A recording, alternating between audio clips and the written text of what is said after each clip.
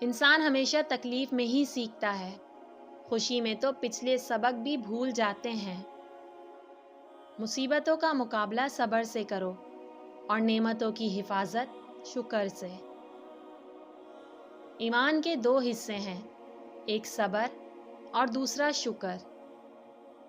جب زمین تمہیں تنگ کرنے لگے تو آسمان کی جانب دیکھنا، نم آنکھوں سے مسکرانا اور کہنا، اچھا تو ایسے راضی، میں بھی ایسے ہی راضی۔ صبر کا گھونٹ دوسروں کو پلانا آسان ہے، خود پیتے ہوئے پتہ چلتا ہے کہ ایک ایک قطرہ کتنا مشکل ہے۔ ہمیں بس صبر آنے کی دیر ہے اور اللہ انصاف کرنا شروع کر دیتا ہے۔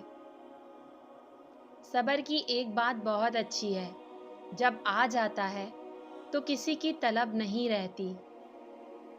بے شک اللہ صبر کرنے والوں کے ساتھ ہے۔ اگر آپ صبر کیے ہوئے ہو نا، دیکھو اللہ پاک تو خود قرآن پاک میں کہہ رہے ہیں کہ میں صبر کرنے والوں کے ساتھ ہوں۔ تو جب اللہ کا ساتھ پا لیا تو اس کے ساتھ سے بڑھ کر اور کیا چاہیے؟ اس لیے اپنی دعاؤں کے کن ہونے تک تھوڑا صبر اور کرو، اللہ تمہارے ساتھ ہے۔ اور بات جب مکافات عمل پہ آ جائے تو انتظار خود بخود صبر میں بدل جاتا ہے۔ مجھے کن فیکون کے نام سے عشق ہے، ساری باتیں ہی اسی نقطے پہ آ کے رک جاتی ہیں کہ اللہ جب کہتا ہے کہ ہو جا تو بس ہو جاتا ہے۔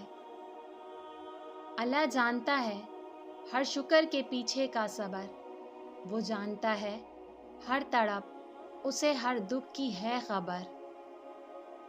کچھ آزمائشیں اور مشکلات ایسی بھی ہوتی ہیں جن کے ختم ہونے پر انسان کو احساس ہوتا ہے کہ وہ زحمت نہیں رحمت تھیں۔ صبر کریں، بہترین وقت بھی آئے گا، بے شک مشکل کے ساتھ آسانی ہے۔ پھر زندگی نے مجھے صبر سے ملوایا اور صبر کو پا کر میرے دل نے کہا، فَبِأَيِّ آلَاءِ رَبِّكُمَا تُكَذِّبَانِ۔ صبر کرنا اگر آسان ہوتا تو اللہ پاک نے صبر کرنے پر اتنا اجر نہ رکھا ہوتا۔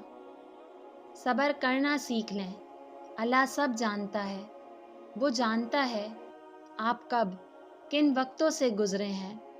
یقین کریں وقت بدل جائے گا۔ صبر بھی وہ لوگ کرتے ہیں جنہیں اپنے اللہ پر یقین ہو۔ یہ لوگ جو باتیں کرتے ہیں تم ان پر صبر کرو۔ اچھے لوگوں کا اللہ امتحان بہت لیتا ہے پر ساتھ نہیں چھوڑتا، اور برے لوگوں کو اللہ بہت کچھ دیتا ہے پر ساتھ نہیں دیتا۔ میرے سکون کے لیے اتنا ہی کافی ہے جب میرا دل کہتا ہے اللہ ہے نا، وہ سب ٹھیک کر دے گا۔ یہاں یوں مایوس بیٹھنے کا کیا فائدہ جب وہاں اللہ پاک تمہاری پکار کا انتظار کر رہا ہے۔